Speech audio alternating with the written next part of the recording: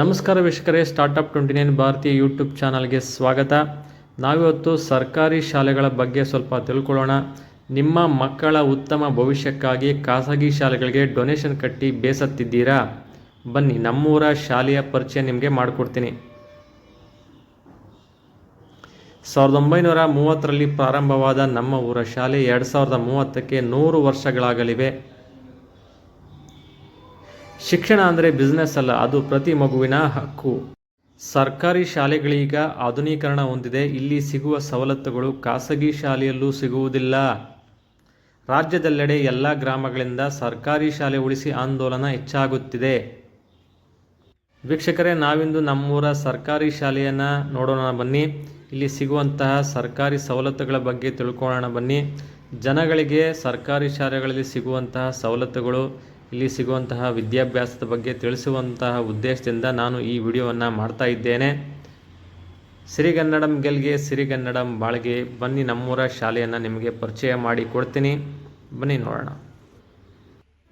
ನಮ್ಮೂರ ಶಾಲೆಯನ್ನು ಉಳಿಸುವ ಸಲುವಾಗಿ ನಮ್ಮ ಊರಿನ ಗ್ರಾಮಸ್ಥರೆಲ್ಲರೂ ಸರ್ಕಾರಿ ಶಾಲೆ ಉಳಿಸಿ ಆಂದೋಲನವನ್ನು ಮಾಡಿದ್ದಾರೆ. ನಾನು ಅದನ್ನು ಮುಂದಿನ ಪಾರ್ಟಲ್ಲಿ ತೋರಿಸ್ತೀನಿ. ಪ್ರಸ್ತುತ ಈಗ HM ಅವ್ರ ಹತ್ರ ಮಾತಾಡೋಣ ಬನ್ನಿ. ನಮಸ್ತೆ, ನನ್ನ ಹೆಸರು ಮಧು ಅಂತ. ಇದೇ ಶಾಲೆಯಲ್ಲಿ ಓದಿದಂಥದ್ದು ವಿದ್ಯಾರ್ಥಿ, ಹಳೆ ವಿದ್ಯಾರ್ಥಿ. ನಮ್ಮ ಶಾಲೆಯ ಹಿರಿಯ ವಿದ್ಯಾರ್ಥಿ ಸರ್. ನನ್ನ ಹೆಸರು ಮೋಕ್ಷ ಪ್ರದಾಯಿನಿ ML ಅಂತ. ನಾನು ಈ ಶಾಲೆಯಲ್ಲಿ ಇನ್ಚಾರ್ಜ್ HM ಆಗಿ ಕೆಲಸ ಮಾಡ್ತಾ ಇದ್ದೀನಿ. ಸಂತೋಷ. 2013ರಿಂದ ಈ ಶಾಲೆಯಲ್ಲಿ ನಾನು ಕೆಲಸ ಮಾಡ್ತಾ ಇದ್ದೀನಿ. ಏನೇನು ಹಿಂದೆ ಚೇಂಜಸ್ ಇತ್ತು, ಇವಾಗ ಏನೇನು ಅಪ್ಡೇಟ್ ಆಗಿದೆ, ಸರ್ಕಾರಿ ಶಾಲೆಗಳು ಮತ್ತು ಖಾಸಗಿ ಶಾಲೆಗಳಿಗೂ ಏನು ವ್ಯತ್ಯಾಸ ಇದೆ, ಜನಗಳು ಯಾಕೆ ಖಾಸಗಿ ಶಾಲೆಗಳು ಜಾಸ್ತಿ ಹೋಗ್ತಾ ಇದ್ದಾರೆ, ಸರ್ಕಾರಿ ಶಾಲೆಗೆ ದಾಖಲಾತಿಯನ್ನು ಇಂಪ್ರೂವ್ ಮಾಡ್ಕೊಳ್ಳೋದಕ್ಕೆ ನೀವೇನೇನು ಕಾರ್ಯಕ್ರಮ ಮಾಡಿದ್ದೀರಾ? ಒಳ್ಳೆಯದು ಸರ್. ನಮ್ಮ ಶಾಲೆ ಸರ್ಕಾರಿ ಹಿರಿಯ ಪ್ರಾಥಮಿಕ ಪಾಠಶಾಲೆ ಮಾವಿನಕೆರೆ, ದಬ್ಬೆಘಟ್ಟ ಹೋಬಳಿ, ತುರುವೇಕೆರೆ ತಾಲೂಕು ಸರ್. ಇದು 1930ರಲ್ಲಿ ಸ್ಥಾಪಿತವಾಗಿ ಈಗ 2030ಕ್ಕೆ ಶತಮಾನವನ್ನ ಕಾಣ್ತಿರ್ತಕ್ಕಂತಹ ಶಾಲೆ ಸರ್ ಇದು.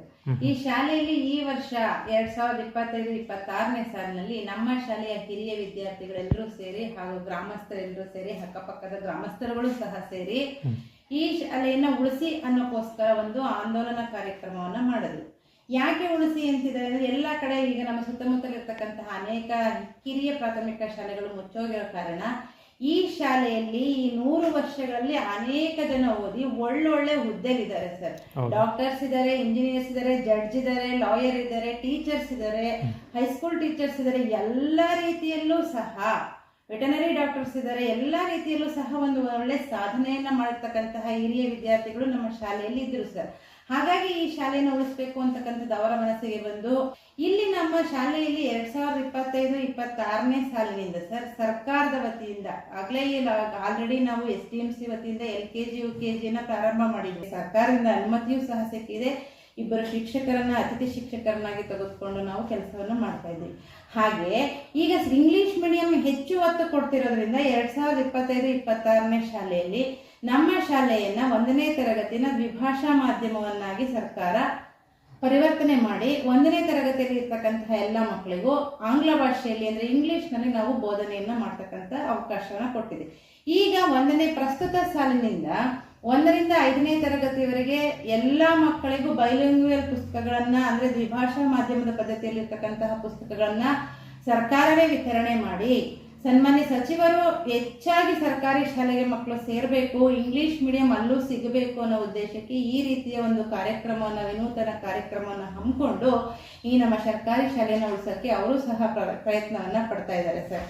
ಏನಿಲ್ಲ ಸರ್, ಅಲ್ಲಿ ಕಾನ್ವೆಂಟ್ ಶಾಲೆಯಲ್ಲಿ ಇರ್ತಕ್ಕಂತಹ ವ್ಯವಸ್ಥೆಗಿಂತ ನಮ್ಮ ಸರ್ಕಾರಿ ಶಾಲೆಯಲ್ಲಿ ಅತಿ ಹೆಚ್ಚು ಸವಲತ್ತುಗಳನ್ನು ನಾವು ಮಕ್ಕಳಿಗೆ ಕೊಡ್ತಾ ಇದ್ದೀವಿ. ನೋಡಿ ಸರ್, ನಾವೀಗಾಗಲೇ ಮಾರ್ಚಿಯಿಂದನೇ ನಮ್ಮ ಶಾಲೆಗೆ ಸೇರಿಸಿ ನಮ್ಮ ಶಾಲೆಗಳನ್ನ ಉಳಿಸಿ, ಸರ್ಕಾರಿ ಶಾಲೆಗಳನ್ನ ಉಳಿಸಿ ಅಂತಕ್ಕಂತಹ ಒಂದು ದಾಖಲಾತಿ ಆಂದೋಲನವನ್ನ ಇಡೀ ಗ್ರಾಮ ಪಂಚಾಯತಿ ವ್ಯಾಪ್ತಿಯಲ್ಲಿರ್ತಕ್ಕಂತಹ ಎಲ್ಲ ಹಳ್ಳಿಗಳಲ್ಲೂ ಹಮ್ಮಿಕೊಂಡಿದ್ವು ಸರ್. ಇದಾದ ನಂತರ ನಮ್ಮ ಮಕ್ಕಳಿಗೆ ಉಚಿತ ಸಮವಸ್ತ್ರವನ್ನ ಕೊಡ್ತಾ ಇದೆ ಶಾಲೆ, ಉಚಿತ ಪಠ್ಯ ಪುಸ್ತಕವನ್ನ ಕೊಡ್ತಾ ಇದೆ, ಶೂ ಸಾಕ್ಸ್ ವಿತರಣೆಯನ್ನ ಮಾಡ್ತಾ ಇದೆ. ನಮ್ಮ ಶಾಲೆಯಲ್ಲಿ ಅಮೃತ ಮಹೋತ್ಸವದ ಸುವರ್ಣ ಮಹೋತ್ಸವದ ಅಂಗವಾಗಿ ನಮ್ಮ ಶಾಲೆಗೆ ಸರ್ಕಾರದ ವತಿಯಿಂದ ಕಂಪ್ಯೂಟರ್ ಪ್ರೊಜೆಕ್ಟರ್ ಶಾಲೆಗೆ ಸರ್ಕಾರ ಪ್ರಾಜೆಕ್ಟ್ ಮುಖಾಂತರ ಪಾಠ ಮಾಡ್ಲಿಕ್ಕೆ ICT ಬಳಸಿ ನಾವು ಪಾಠ ಮಾಡ್ಲಿಕ್ಕೆ ಮಕ್ಕಳಿಗೆ ಈಗ ನಾವೆಲ್ಲಾ ರೀತಿಯಲ್ಲೂ ಒಂದೊಂದು ಪೀರಿಯಡ್ ನಲ್ಲಿ ನಾವೇ ಮಾಡ್ಲಿಕ್ಕೆ ಆಗಲ್ಲ ಅಂದಾಗ ಅಲ್ಲಿ ನಾವು ಮಕ್ಕಳಿಗೆ ಅದನ್ನ ಪರಿಣಾಮಕಾರಿಯಾಗಿ ಬೋಧನೆ ಮಾಡ್ತಕ್ಕಂತಹ ವಿಧಾನವನ್ನ ಆ ಮೂಲಕ ಮಕ್ಕಳನ್ನ ನಾವು ತೋರಿಸ್ತಾ ಇದ್ದೀವಿ ಸರ್. ಇದಾದ ನಂತರ ನಮ್ಮ ಶಾಲೆಯಲ್ಲಿ ಒಂದು ಟಿವಿಯನ್ನ ದಾನವಾಗಿ ಕೊಟ್ಟಿದ್ದಾರೆ, ಒಂದು ಪ್ರಿಂಟರ್ ಅನ್ನ ದಾನವಾಗಿ ಕೊಟ್ಟಿದ್ದಾರೆ ದಾನಿಗಳು.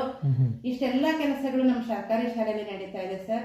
ಈ LKG UKG ಮಕ್ಕಳಿಗೂ ಸಹ ಸರ್ಕಾರದ ವತಿಯಿಂದ ಈ ವರ್ಷ 2026-27ನೇ ಸಾಲಿನಲ್ಲಿ ಬಿಸಿ ಊಟವನ್ನ ಕೊಡ್ತಿದ್ದಾರೆ ಸರ್.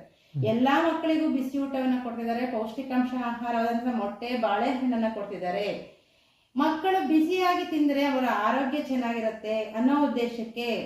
ಯಾಕೆಂತಂದ್ರೆ ಸೌಂಡ್ ಮೈಂಡ್ ಸೌಂಡ್ ಬಾಡಿ ಅಂತಂದ್ರೆ ಆ ಮಕ್ಕಳ ಮನಸ್ಸು ಚೆನ್ನಾಗಿದ್ದಾಗ, ಅವರ ದೇಹ ಚೆನ್ನಾಗಿದ್ದಾಗ ಮಕ್ಕಳು ನಮಗೆ ಸ್ಪಂದಿಸ್ತವೆ, ಓದಲಿಕ್ಕೆ ಅನುಕೂಲ ಆಗುತ್ತೆ ಅನ್ನೋ ಉದ್ದೇಶಕ್ಕೆ ಅವರನ್ನ ಸದೃಢರನ್ನಾಗಿ ಮಾಡ್ಲಿಕ್ಕೆ ಈ ಪೌಷ್ಟಿಕಾಂಶದ ಮಾತ್ರೆಗಳು ಮತ್ತೆ ಮೊಟ್ಟೆ, ಬಾಳೆಹಣ್ಣು, ಬಿಸಿ ಊಟ, ಹಾಲು, ಮಾಲ್ಟ್ ಇವೆಲ್ಲವನ್ನ ಸರ್ಕಾರ ಒದಗಿಸ್ತಾ ಇದೆ. ಇಷ್ಟೆಲ್ಲ ಸೌಕರ್ಯಗಳನ್ನ ಬಿಟ್ಟು ಬೇರೆಲ್ಲೋ ನಮ್ಮ ಮಕ್ಕಳನ್ನ ಕಳಿಸಿ ಅವರೆಲ್ಲೋ ಇಷ್ಟು ಬಾಕ್ಸ್ ಹಾಕೊಂಡು ಹೋಗಿರೋದು ಮಧ್ಯಾಹ್ನದ ಹಳಸೋಗಿ ಅದು ಮಕ್ಕಳ ಆರೋಗ್ಯದ ಮೇಲೆ ವ್ಯತಿರಿಕ್ತ ಪರಿಣಾಮವನ್ನ ಮಾಡೋದನ್ನ ಬಿಟ್ಟು ನಮ್ಮ ಜನಗಳು ಒಂದಷ್ಟು ನಮ್ಮ ಸರ್ಕಾರಿ ಶಾಲೆ ಬಗ್ಗೆ ಹೆಚ್ಚು ಹೆಚ್ಚು ದಾಖಲು ಮಾಡಿ ಕೇಳಲಿ ಸರ್. ಅವ್ರು ನಮ್ಮನ್ನ ಇಂಥ ಶಿಕ್ಷಕರಿಲ್ಲ ಅಂತಂದ್ರೆ ಮಕ್ಕಳ ಸ್ಟ್ರೆಂತ್ ತೋರಿಸಿದ ತಕ್ಷಣಕ್ಕೆ ನಮಗೆ ಸರ್ಕಾರದಿಂದ ಶಿಕ್ಷಕರನ್ನ ಕೊಡ್ತಾರೆ ಸರ್. ಇಷ್ಟೆಲ್ಲ ಅನುಕೂಲಗಳು ಇಲ್ಲಿಯೇ ಇರುವಾಗ ದೂರದ ಬೆಟ್ಟ ಕಣ್ಣಿಗೆ ನುಣ್ಣಿಗೆ ಅಂತ ಅಲ್ಲಿಗೆ ಹೋಗುವಂತಹ ಅವಶ್ಯಕತೆ ನಮ್ಮ ಯಾವ ಪೇರೆಂಟ್ಸ್ಗೂ ಇಲ್ಲ ಸರ್. ಆದ್ರೆ ಅದ್ರ ಬಗ್ಗೆ ಒಂದು ಚೂರು ತಿಳುವಳಿಕೆ ಬರ್ತಾ ಇದೆ ಸರ್. ಎಲ್ಲಾ ಪೇರೆಂಟ್ಸ್ ಅಲ್ಲೂ ಆಗ್ಲೇ ತಿಳುವಳಿಕೆ ಬಂದಿದೆ, ಈಗಲೂ ಬರ್ತಾ ಇದೆ. ನೋಡಿ ಸರ್, ಅಲ್ಲಿ ನಮ್ಮ ಸರ್ಕಾರಿ ಶಾಲೆಯಲ್ಲಿ ಮಕ್ಕಳ ಸೃಜನಶೀಲತೆಯನ್ನು ಹೆಚ್ಚಿಗೆ ಮಾಡ್ಲಿಕ್ಕೆ ಮಕ್ಕಳೇ ಮಾಡಿರ್ತಕ್ಕಂತಹ ಪಾಠೋಪಕರಣಗಳು ಅಥವಾ ಪ್ರಾಜೆಕ್ಟ್ಸ್ ಅಂದ್ರೆ ಇದನ್ನೇ ಹೇಳ್ತೀವಿ ನಾವು. ಆ ಭೂಕಂಪನ ತಿಳಿಸುವ ಸೂಚಕ ಮತ್ತೆ ವಿಂಡ್ ಪವರ್ ಇಂದ ನಾವು ಹೇಗೆ ವಿದ್ಯುತ್ ಪವರ್ ನಾವು ಇದು ಮಾಡ್ಬೋದು ಅಂತಕ್ಕಂಥದನ್ನ ಮಕ್ಕಳೇ ಮಾಡಿರ್ತವೆ. ಅಷ್ಟೆಲ್ಲ ಪಾರಿತೋಷಕಗಳನ್ನ ನಮ್ಮ ಸರ್ಕಾರಿ ಶಾಲೆಯ ಮಕ್ಕಳೇ ಗಳಿಸ್ಕೊಂಡಿದ್ದಾರೆ ಸರ್. ಅಷ್ಟೆಲ್ಲ ಪಾರಿತೋಷಕಕ್ಕೂ ಅವರು ಭಾಜನರಾಗಿದ್ದಾರೆ. ಇದು ನಮ್ಮ ಶಾಲೆಯ ಲೈಬ್ರರಿ ಬುಕ್ಸ್ ಸರ್. ಇಲ್ಲಿ 3123 ಪ್ರತಿ ವರ್ಷವೂ ಸಹ ಸರ್ಕಾರಿ ಶಾಲೆಗೆ ಸರ್ಕಾರ 10,000 ಅಮೌಂಟ್ ಆಗ್ತದೆ ಸರ್ ಹೊಸ ಪುಸ್ತಕಗಳನ್ನ ತೆಗೆದುಕೊಳ್ಳಕ್ಕೆ. ಹಾಗಾಗಿ 3123 ಇದೊಂದು ಲೈಬ್ರರಿ ರ್ಯಾಕ್ ಅನ್ನ ಊರಿನವರು ನಮಗೆ ಸಿದ್ಧಲಿಂಗೇಗೌಡರು ದಾನವನ್ನಾಗಿ ಕೊಟ್ಟಿದ್ದಾರೆ ಸರ್. ಇದು ಇನ್ನು 3123 ಪುಸ್ತಕಗಳನ್ನ ನಾವಿಲ್ಲಿಟ್ಟು ಪ್ರತಿ ವಾರವೂ ಮಕ್ಕಳಿಗೆ ಪುಸ್ತಕಗಳನ್ನ ಹಂಚಿಕೆ ಮಾಡಿ ಅವರಲ್ಲಿ ಓದುವಂತಹ ಸಾಮರ್ಥ್ಯವನ್ನ ಹೆಚ್ಚಿಗೆ ಮಾಡ್ತಾ ಇದ್ದೀವಿ. ಹಾಗೆಯೇ ನಮಗೆ ಅಮೃತ ಮಹೋತ್ಸವದ ಸಲುವಾಗಿ ಸಾಕಷ್ಟು ಕ್ರೀಡೋಪಕರಣಗಳು ಸಹ ಬಂದಿದ್ದಾವೆ. ಹಾಗೆಯೇ ವಿಜ್ಞಾನಕ್ಕೆ ಸಂಬಂಧಪಟ್ಟಂತಹ ಅನೇಕ ಮಾಡೆಲ್ಸ್ಗಳು ಬಂದಿದ್ದಾವೆ. ಇವುಗಳ ಮೂಲಕ ನಾವು ಮಕ್ಕಳಿಗೆ ಪಾಠ ಬೋಧನೆಯನ್ನ ಮಾಡಿ ಅವರ ಜ್ಞಾನವನ್ನ ಹೆಚ್ಚು ಮಾಡ್ತಾ ಇದ್ದೀವಿ. ಇಷ್ಟೆಲ್ಲ ಸೌಕರ್ಯ ಇರ್ತಕ್ಕಂತಹ ಸರ್ಕಾರಿ ಶಾಲೆಗೆ ಅತಿ ಹೆಚ್ಚು ಮಕ್ಕಳನ್ನ ಸೇರಿಸಿ ಅಂತ ನಾನು ಇದ್ರ ಮೂಲಕ ಕೇಳ್ಕೊಳ್ತಾ ನನ್ನ ಮಾತನ್ನು ಮುಗಿಸ್ತೀನಿ ಸರ್. ಮೇಡಮ್ ನಮಸ್ತೆ.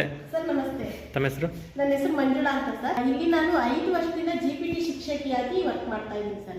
ಸರ್ ಇದು ನಮ್ದು projector room, not particular projector room. ಇಲ್ಲಿ ಮಕ್ಕಳು ಕೂತ್ಕೊಳ್ತಾರೆ, ಬಟ್ ನಾವಿಲ್ಲಿ ಪ್ರೊಜೆಕ್ಟರ್ ಮೂಲಕನೇ ನಾವು ಮಕ್ಕಳಿಗೆ ಟೀಚ್ ಮಾಡ್ತೀವಿ. ಯಾಕಂತ ಹೇಳಿದ್ರೆ ಡಿಜಿಟಲ್ ಟೀಚಿಂಗ್ ಅನ್ನೋದಿಲ್ಲ, ಡಿಜಿಟಲ್ ಲರ್ನಿಂಗ್ ಅನ್ನೋ ಬೇಸ್ ಇರೋದ್ರಿಂದ ಸೊ ಮಕ್ಕಳಿಗೆ ನಾವು ಪ್ರೊಜೆಕ್ಟರ್ ಮೂಲಕ ಇಷ್ಟಕರವಾದಂತಹ ವಿಷಯಗಳನ್ನ ನಾವು ಪ್ರೊಜೆಕ್ಟರ್ ಮೂಲಕ ಎಕ್ಸ್ಪ್ಲೈನ್ ಮಾಡ್ತೀವಿ. ಇದು ಅಲ್ಲದೆ ನಮ್ಮೊಂದು ಸ್ಮಾರ್ಟ್ CV ಫೆಸಿಲಿಟೀಸ್ ಇದೆ ಸರ್. ಇದರಲ್ಲಿ ಚಿಕ್ಕ ಮಕ್ಕಳಿಗೆ LKG UKG 1 2 3 ಅಂದ್ರೆ ಚಿಕ್ಕ ಮಕ್ಕಳಿಗೆ ನಾವು ರೈಮ್ಸ್ ಆಗಿರ್ಬೋದು, ಆಕ್ಷನ್ ಸಾಂಗ್ಸ್ ಆಗಿರ್ಬೋದು, ಇದ್ರ ಮೂಲಕ ನಾವು ಮಕ್ಕಳಿಗೆ ಪ್ರಾಕ್ಟೀಸ್ ಮಾಡಿಸ್ತೀವಿ. ಹಾಗೇನೆ ನಮಗೆ ಸೇಫ್ಟಿಗೋಸ್ಕರ CC ಕ್ಯಾಮ್ರಾ ವ್ಯವಸ್ಥೆ ಇದೆ. ಮಕ್ಕಳು ಸಹ ಬಂದಂತ ಏನಾದ್ರು ನಮ್ಮ ಶಾಲೆ ಸೇಫ್ಟಿಗೆ ನಾವು ಏನ್ ಮಾಡ್ತೀವಿ, CC ಕ್ಯಾಮ್ರಾ 24x ಅಂತ ಯಾವಾಗಲೂ ಅದು ಓಪನ್ ಆಗಿರುತ್ತೆ. ಅದು ಅದೇ ನಮಗೆ ಕಂಪ್ಯೂಟರ್ ವ್ಯವಸ್ಥೆ ಇರುತ್ತೆ.